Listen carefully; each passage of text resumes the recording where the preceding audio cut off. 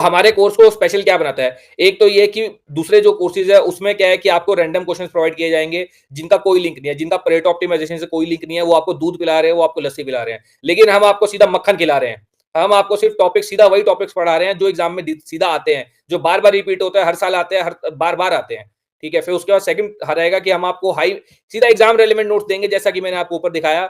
उन नोट्स को आपको सीधा याद करना है और सीधा उल्टी करके आनी है एग्ज़ाम में। आपको दिमाग ही नहीं चलाना, कुछ नहीं करना। जो नोट्स दिया है उसको याद करो, एग्ज़ाम में उल्टी करके आ जाओ। जो आपके दूसरे कोर्सेज़ होंगे उसमें आपको बल्की कंटेंट दिया जाएगा। हम आपको छोटा करके एकदम टू द पॉइंट नोट्स दे रहे हैं, जो सीधा एग्ज़ाम में यूज़ होंगे। हर हर लाइन हमारे नोट्स की एग्ज़ाम में यूज़ होगी। ऐसा कुछ नहीं होगा कि हमने आपको इतने मोटे-मोटे पैराग्राफ बना के दे दिए, उसमें से आपको खुद के नोट्स बनाने हैं। नहीं, हमने छाट-पीट के खुद काटा-पीटी करके आपको नोट्स बना के दे दिए हैं। आपको सिर्फ याद करना है और एग्ज़ाम में उल्टी करनी है।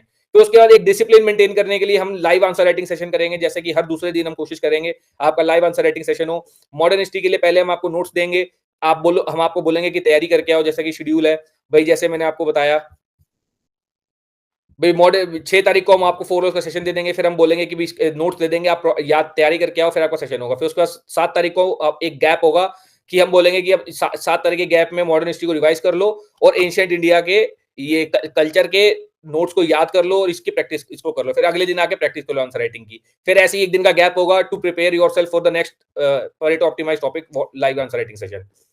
ऐसे करके फिर उसके बाद आंसर राइटिंग सेशन होंगे एक्सक्लूसिवली यूपीएससी स्टैंडर्ड पे 4 लोग से सेशन होंगे, जो मैंने बताया यूपीएससी स्टैंडर्ड के क्वेश्चन सेशंस हैं मेरे वो। ठीक है? अगर आप यूपीएससी स्टैंडर्ड के आंसर लिखोगे तो आपको कोई नहीं रोक सकता यूपीपीसीएस में सिलेक्शन लेने से। फिर उसके बाद वॉर सेशंस होंगे, जैसा कि मैंने बताया, खाली डिस्कशन सेशन नहीं होंगे। मैं चाहता तो मैं आपको सीधा जो मेरे सॉल्यूशन दूँगा मैं आपको क्वेश्चन्स के, उनकी एक बिना बिना एक्टिव रिकॉल वाले डिस्कशन को भी आपको अपलोड कर सकता था। सीधा आपको पढ़-पढ़ के बता देता कि आंसर में ये लिखना था, आंसर में लिखना था। लेकिन मेरा वो सेशन नहीं होगा।